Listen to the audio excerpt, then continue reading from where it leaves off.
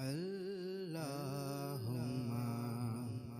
صلی علی محمد رسول اللہ صلی اللہ علیہ وآلہ وسلم نے فرمایا کہ ایک دن حضرت موسیٰ علیہ السلام بنی اسرائیل کی ایک جماعت میں بیٹھے ہوئے تھے کہ اتنے میں ایک شخص آیا اور اس نے آپ سے پوچھا کہ کیا آپ جانتے ہیں کہ دنیا میں کوئی آپ سے بھی بڑھ کر عالم موجود ہے؟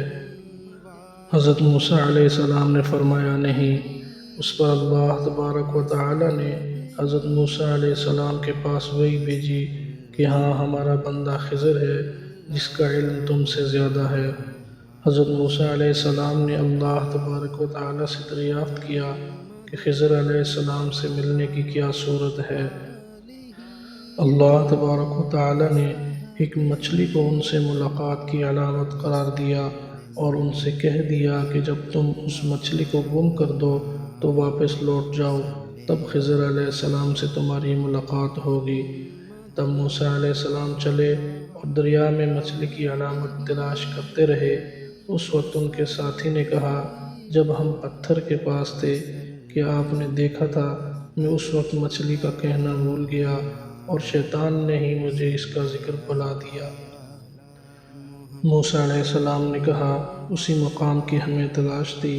تب وہ اپنے نشانات قدم پر پچھلے پاؤں باتیں کرتے ہوئے لوٹے۔ وہاں انہوں نے خضر علیہ السلام کو پایا۔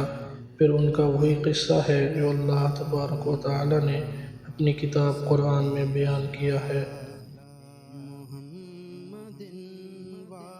حضرت سیدنا ابن عباس رضی اللہ تعالیٰ عنہ روایت کرتے ہیں کہ ایک مرتبہ رسول اللہ صلی اللہ علیہ وآلہ وسلم نے مجھے سینے سے لگا لیا اور دعا دیتے ہوئے فرمایا کہ اے اللہ، اسے علم کتاب یعنی قرآن عطا فرمائیے۔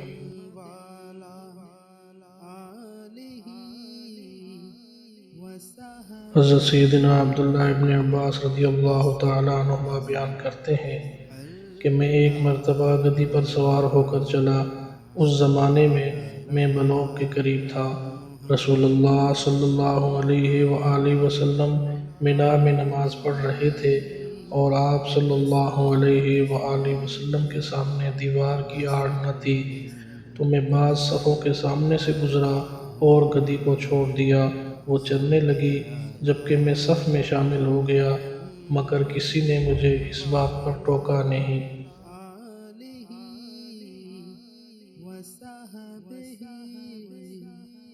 محمود بن ربیع فرماتے ہیں کہ ایک مرتبہ رسول اللہ صلی اللہ علیہ وآلہ وسلم نے ایک ڈول سے منہ میں پانی لے کر میرے چہرے پر کلی فرمائی اور میں اس وقت 5 سال کا تھا۔